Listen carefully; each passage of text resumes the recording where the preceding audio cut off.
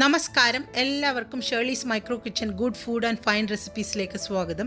ഇന്ന് നമ്മൾ പ്രിപ്പയർ ചെയ്യുന്നത് തനി ഒരു നാടൻ വിഭവം തന്നെയാണ്. കണവ കുരുമുളകിട്ട് ഉലർത്തിയെടുത്തത്. സാധാരണഗതിയിൽ നമ്മൾ മുളക് പൊടിയൊക്കെ ചേർക്കും. ഇതിനങ്ങനെയൊന്നുമില്ല. നല്ല പച്ചമുളകിൻ്റെയും കുരുമുളകിൻ്റെയും നല്ല ഇഞ്ചിയുടെയൊക്കെ എരിവ് ചേർന്ന് വളരെ ടേസ്റ്റി ആയിട്ടുള്ളൊരു കണവ റോസ്റ്റാണിത്. നമ്മളിതിൽ തേങ്ങാക്കൊത്തൊക്കെ ചേർക്കുന്നുണ്ട്. അപ്പോൾ ആ തേങ്ങാക്കൊത്തും നമ്മുടെ കുരുമുളകിൻ്റെ എരിയൊക്കെ കൂട്ടിയിട്ട് ചോറുണ്ണാൻ ഭയങ്കര ടേസ്റ്റാണ്. നിങ്ങളെല്ലാവരും ഈ രീതിയിൽ എന്തായാലും കണവ ഉലർത്തിയതൊന്ന് ട്രൈ ചെയ്ത് നോക്കണം. അപ്പോൾ നമുക്ക് ഡിഷ് പ്രിപ്പറേഷനിലേക്ക് കിടക്കാം. അതിനു മുമ്പ് നിങ്ങൾ ഈ ചാനൽ ആദ്യമായിട്ടാണ് കാണുന്നതെങ്കിൽ തീർച്ചയായിട്ടും സബ്സ്ക്രൈബ് ചെയ്യുന്ന കാര്യം ഒന്ന് പരിഗണിക്കണം. ഈ വീഡിയോ കണ്ടതിന് ശേഷം നിങ്ങളുടെ അഭിപ്രായങ്ങൾ കമൻറ്റ് ബോക്സിൽ വന്ന് അറിയിക്കാനും മറക്കരുത്. അപ്പോൾ നമുക്ക് തുടങ്ങാം. അപ്പോൾ നമുക്ക് വേണ്ട ഇൻഗ്രീഡിയൻസ് ആണ് ഇതൊക്കെ. അപ്പോൾ തേങ്ങാക്കൊത്തിന് വേണ്ടിയിട്ട് ഞാൻ നല്ല ഒരു പീസ് തേങ്ങ എടുത്ത് വെച്ചിട്ടുണ്ട്.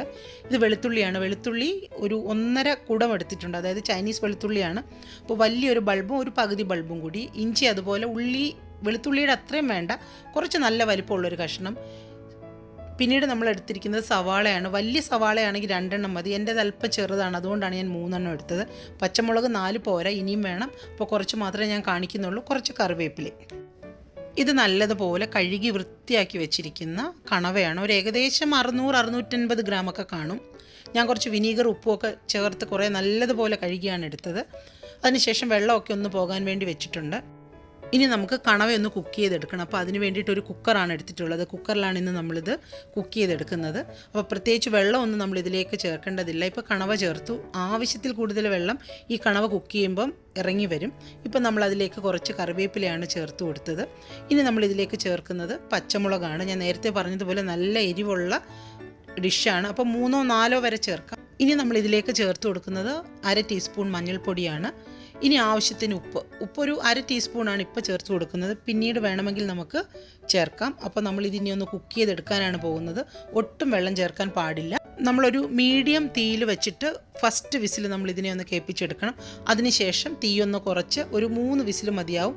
നമ്മുടെ കണവ വെന്ത് കിട്ടും. ഇപ്പോൾ നമ്മുടെ കണവ നല്ലതുപോലെ വെന്ത് വന്നിട്ടുണ്ട്. പക്ഷേ കുറച്ച് വെള്ളം ഒഴിക്കാഞ്ഞിട്ട് കൂടി ഇതിൽ കാണുന്നുണ്ട്.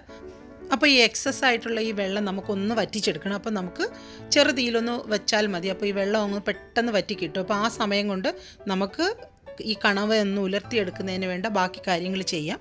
നമുക്കൊരു ചീനച്ചട്ടി അല്ലെങ്കിൽ ഒരു പാൻ ഒന്ന് അടുപ്പത്ത് വെച്ച് ചൂടായി വരുമ്പോൾ അതിലേക്ക് എണ്ണ ചേർത്ത് കൊടുക്കുക. അപ്പോൾ ഞാനിത് ചേർക്കുന്നത് ശുദ്ധമായ നമ്മുടെ കോക്കനട്ട് ഓയിൽ തന്നെയാണ്. ഇങ്ങനെയുള്ള നാടൻ വിഭവങ്ങൾ പ്രിപ്പയർ ചെയ്യാൻ ഏറ്റവും നല്ലത് വെളിച്ചെണ്ണ തന്നെയാണ്. അതിൻ്റെ മണവും രുചിയും നമ്മുടെ ഡിഷിന് പ്രത്യേക ഒരു ലെവലിൽ എത്തിക്കും. അപ്പോൾ നിങ്ങൾക്കിനി വെളിച്ചെണ്ണ ഇല്ലെങ്കിൽ സാധാരണ ഓയിൽ യൂസ് ചെയ്താലും മതി. അപ്പോൾ നമ്മൾ നേരത്തെ എടുത്തു വെച്ചിരുന്ന ഇഞ്ചി, വെളുത്തുള്ളി, പച്ചമുളകൊക്കെ ഒന്ന് അരിഞ്ഞെടുത്തിട്ടുണ്ട്. ഇഞ്ചിയും വെളുത്തുള്ളിയും നല്ലതുപോലെ ഒന്ന് ചതച്ചാണ് എടുത്തിരിക്കുന്നത്. ചതച്ചെടുക്കുകയാണെങ്കിൽ കുറച്ചും കൂടെ ടേസ്റ്റ് ആയിരിക്കും നമ്മുടെ ഡിഷിനൊക്കെ. അപ്പോൾ ഇനി ഈ ചൂടായ എണ്ണയിലേക്ക് ചതച്ച് വെച്ചിരിക്കുന്ന ഈ ഇഞ്ചിയും വെളുത്തുള്ളിയും നമ്മുടെ അരിഞ്ഞു വെച്ചിരിക്കുന്ന പച്ചമുളകും ഒക്കെ ചേർത്തിട്ട് ഒന്ന് വഴറ്റിയെടുക്കണം. അപ്പോൾ ഈ പച്ചമുളകിൻ്റെയൊക്കെ അളവ് നിങ്ങൾക്ക് കുറച്ചും കൂടെ എരിവ് വേണമെങ്കിൽ കൂട്ടിക്കൊടുക്കാവുന്നതേ ഉള്ളൂ. കാരണം നമ്മളിനി അവസാനമാണ് കുരുമുളകൊക്കെ ഇതിൽ ആഡ് ചെയ്യാൻ പോകുന്നത്. ഇപ്പോൾ ഏകദേശമൊക്കെ ഒന്ന് ഇത് വഴന്ന് വന്നിട്ടുണ്ട്. ഒരുപാട് അങ്ങ് ബ്രൗൺ കളറൊന്നും ആവണ്ട. പച്ചമുളകും കൂടെ ചേർത്തതിന് ശേഷം ഒരു 1-2 മിനിറ്റ് വഴറ്റുമ്പോൾ തന്നെ ഇത് റെഡി ആയിട്ട് വരും. ഇപ്പോൾ ഇത് ആവശ്യത്തിന് മൂത്തിട്ടുണ്ട്. ഇനി ഇതിലേക്ക് അരിഞ്ഞു വെച്ചിരിക്കുന്ന സവാളയാണ് നമ്മൾ ചേർത്ത് കൊടുക്കുന്നത്. ഇത് നമുക്കൊന്ന് നല്ലതുപോലെ വഴറ്റിയെടുക്കാം. ഒരു മീഡിയം ഹൈ ഹീറ്റിലൊക്കെ വെക്കുമ്പോൾ തന്നെ സവാള ചെറുതായിട്ടൊന്ന് വഴന്നു തുടങ്ങും. ഇനി ഇതിലേക്ക് അരിഞ്ഞു വെച്ചിരിക്കുന്ന നമ്മുടെ തേങ്ങാക്കൊത്ത് കൂടി ചേർത്ത് കൊടുക്കാം. ചില ആൾക്കാർക്ക് തേങ്ങാക്കൊത്ത് ചേർക്കുന്നത് ഇഷ്ടമില്ല. ഇനി അങ്ങനെയുള്ള ആൾക്കാർക്ക് വേണമെങ്കിൽ തേങ്ങാക്കൊത്ത് ഒഴിവാക്കാം. പക്ഷേ എന്നാലും ഈ കുരുമുളക് ഉലർത്തിന് നല്ല ടേസ്റ്റാണ് തേങ്ങാക്കൊത്ത്. ഇനി നമ്മളിതിലേക്ക് ചേർത്ത് കൊടുക്കുന്നത് ഒരു 1/2 ടീസ്പൂൺ മഞ്ഞൾപ്പൊടിയും കൂടെയാണ്. നേരത്തെ നമ്മൾ മഞ്ഞൾപ്പൊടി ചേർത്തു, എന്നാലും നമുക്കൊരു 1/2 ടീസ്പൂൺ മഞ്ഞൾപ്പൊടിയും കൂടി ഇതിൽ ചേർത്ത് കൊടുക്കാം. അപ്പോൾ നമ്മുടെ ഉള്ളിയൊക്കെ ആവശ്യത്തിനൊന്ന് വഴന്ന് വന്നിട്ടുണ്ട്. ഒരുപാട് ബ്രൗൺ കളറൊന്നും ആകേണ്ട ആവശ്യമില്ല. കാരണം നമ്മൾ ഇനി കണവ ഇട്ടിട്ട് വീണ്ടും ഒന്ന് വഴറ്റാനുള്ളതാണ്. അപ്പോൾ ഇനി ഇതിലേക്ക് ചേർത്ത് കൊടുക്കുന്നത് കുരുമുളക് പൊടിയാണ്. ഞാനൊരു 3/4 ടേബിൾ സ്പൂൺ എടുത്തിട്ടുണ്ട്. ഒരല്പം എരി ഒന്ന് കുറച്ചിട്ടുണ്ട് ഞാൻ. കാരണം ഇപ്പോൾ തന്നെ ഇഞ്ചിയുടെയും ആ പച്ചമുളകിൻ്റെയൊക്കെ എരിയുണ്ട്. അപ്പോൾ നിങ്ങൾക്ക് ആ എരിവിൻ്റെ അളവനുസരിച്ച് വേണമെങ്കിൽ 1 ടേബിൾ സ്പൂൺ വരെ തന്നെ ചേർക്കാം. അല്ലെങ്കിൽ ഞാനിതൊന്നും കൂടെ ഒന്ന് ഇളക്കി നോക്കിയിട്ട് ആവശ്യമുണ്ടെങ്കിൽ ഞാനൊരു കുറച്ചും കൂടെ കുരുമുളക് പൊടി ചേർത്ത് കൊടുക്കും. കുരുമുളക് ഒരുപാട് അങ്ങ് പൊടിയാക്കരുത്. ഒന്ന് ചതച്ചെടുക്കുന്ന ആ ഒരു പരുവാണ് ഏറ്റവും നല്ലത്. അപ്പം നമ്മുടെ കുരുമുളകൊക്കെ ഉള്ളിയിൽ നല്ലതുപോലെ പിടിച്ചിട്ടുണ്ട്. ഇനി നമ്മളിതിലേക്ക് കുക്ക് ചെയ്ത് വെച്ചിരിക്കുന്ന കണവയാണ് ചേർത്ത് കൊടുക്കുന്നത്. ആ ബാക്കി വന്ന വെള്ളമൊക്കെ കണവ നല്ലതുപോലെ വറ്റി കണവയിൽ പിടിച്ചിട്ടുണ്ട്. അപ്പം നമ്മളിനി ഇതിലേക്ക് ചേർത്ത് കൊടുക്കുകയാണ്. ഇനി കുറച്ചൊരു സമയം കൂടെ മാത്രം മതി നമ്മുടെ കണവ ഉലർത്തിയത് റെഡിയായി കിട്ടാൻ. അപ്പോൾ നമ്മുടെ കണവ ഇതിൽ ചേർത്തതിന് ശേഷം നമ്മുടെ ഈ ഉള്ളിയായിട്ട് ചേർത്ത് നല്ലതുപോലെ ഒന്ന് മിക്സ് ചെയ്തെടുക്കണം. അപ്പോൾ ആ കുരുമുളകും നമ്മുടെ കണവയും ആ ഇഞ്ചി വെളുത്തുള്ളി എല്ലാം കൂടെ നമ്മുടെ കണവയിൽ പിടിക്കുകയുള്ളൂ. ഇനി കുറച്ച് നേരം കൂടെ നമുക്കിത് കുക്ക് ചെയ്യണം. അപ്പോൾ അതിന് മുമ്പ് ഇതിൽ ചേർക്കാൻ പോകുന്നത് ഒരു തക്കാളിയുടെ പകുതിയാണ്. ഒരു മീഡിയം സൈസിലുള്ള തക്കാളിയുടെ പകുതി ഭാഗമേ നമ്മൾ ചേർക്കുന്നുള്ളൂ. ഒരെണ്ണം ഫുള്ള് ചേർക്കേണ്ട കാര്യമില്ല. ചെറിയൊരു പുളിപ്പിന് ഒരു ടേസ്റ്റിന് വേണ്ടി മാത്രമാണ് നമ്മളിത് ചേർക്കുന്നത്. ഇനി നിങ്ങൾക്ക് തക്കാളി ഇഷ്ടമില്ലെങ്കിൽ വേണ്ട. ഇനി നമുക്കിതെല്ലാം മിക്സ് ചെയ്ത് ഒന്ന് കുക്ക് ചെയ്യാൻ വെക്കണം ഒരു 5 മിനിറ്റ്. അപ്പോൾ ഈ 5 മിനിറ്റിന് ശേഷം ഞാനിപ്പോൾ ഇത് തുറന്നിട്ടുണ്ട്.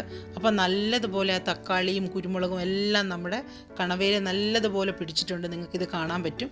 ഇനി നമ്മൾ ഇത് തുറന്ന് വെച്ചിട്ട് ഒന്ന് നല്ലതുപോലെ ഒന്ന് ഇളക്കിയെടുക്കണം. അപ്പോൾ അതിന് മുമ്പ് ഇനി ഒരേ ഒരു ഇൻഗ്രീഡിയൻറ്റും കൂടെ മാത്രമേ നമ്മളിതിൽ ചേർക്കുന്നുള്ളൂ.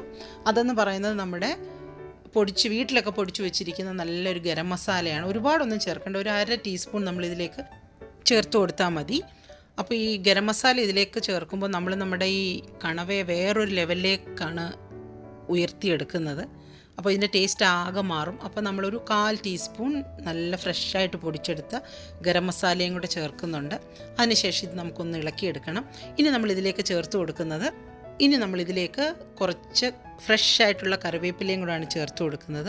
അതിനുശേഷം 2 പച്ചമുളക് അറ്റം ഒന്ന് രണ്ടായിട്ട് പിളർന്നതിന് ശേഷം ഇതിലേക്ക് ചേർക്കാം. ഇത് എരിവിന് വേണ്ടിയിട്ടല്ല, ആ പച്ചമുളകിൻ്റെ ആ ഒരു മണമൊക്കെ നമ്മുടെ എന്താ പറയുക ഈ കണവയിൽ ഇങ്ങനെ പിടിക്കും. അപ്പോൾ ഇനി നിങ്ങൾ നെക്സ്റ്റ് ടൈം നിങ്ങൾ ഇതുപോലെ എന്തെങ്കിലുമൊക്കെ ഉലർത്തുമ്പോൾ ഇങ്ങനെ പച്ചമുളക് ഒന്ന് രണ്ടായിട്ട് അറ്റം പിളർന്ന് ഇട്ട് കൊടുത്തു നോക്കൂ, നല്ല ടേസ്റ്റ് ആയിരിക്കും. ഇനി നമ്മൾ ഇതിലേക്ക് ചേർത്ത് കൊടുക്കുന്നത് ഒരു 3/4 ടേബിൾ സ്പൂൺ നല്ല ഫ്രഷായിട്ടുള്ള വെളിച്ചെണ്ണ കൂടിയാണ്.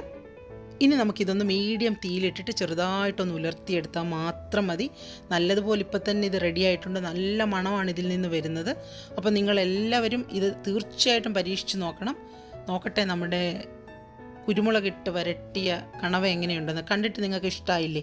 അപ്പോൾ തീർച്ചയായിട്ടും ഈ റെസിപ്പി നിങ്ങളെല്ലാവരും വീട്ടിൽ ട്രൈ ചെയ്ത് നോക്കണം. ട്രൈ ചെയ്ത് നോക്കിയിട്ട് അഭിപ്രായങ്ങൾ തീർച്ചയായും അറിയിക്കാൻ മറക്കരുത്. അപ്പോൾ മറ്റൊരു റെസിപ്പി അല്ലെങ്കിൽ വ്ലോഗുമായി വരുന്നത് വരെ എല്ലാവർക്കും bye from Shirley's micro kitchen.